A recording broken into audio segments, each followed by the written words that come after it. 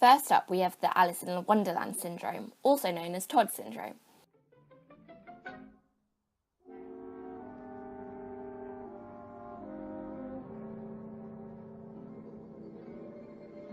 Curiouser and curiouser.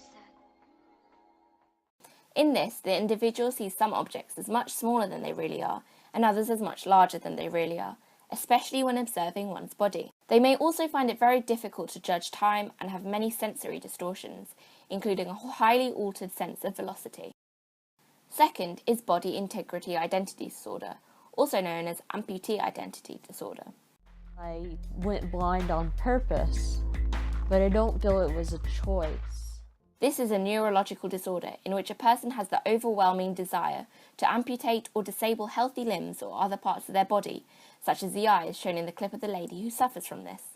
Thirdly, we have the Capgras delusion, in which an individual has a reoccurring delusion that an acquaintance, usually a spouse or family member, has been replaced by an identical-looking imposter or several doubles. This is most common in patients with schizophrenia or brain injuries. Next, we have the Fragoli delusion, which is essentially the opposite of the Capgras delusion. In this, the sufferer believes different people are a single person changing their appearance or is in disguise. Number 5 is a disorder called clinical lycanthropy.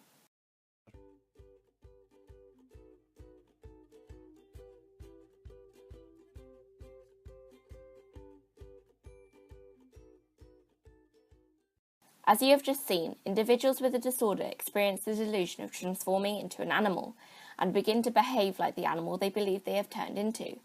The clip shown is from a documentary called The Secret Life of Human Pups, which I will leave a link for in the description. Next, we have Stockholm Syndrome.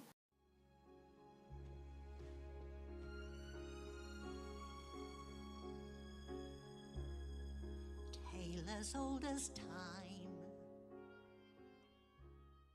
Which is a psychological tendency of a hostage to bond with or sympathise with their captor.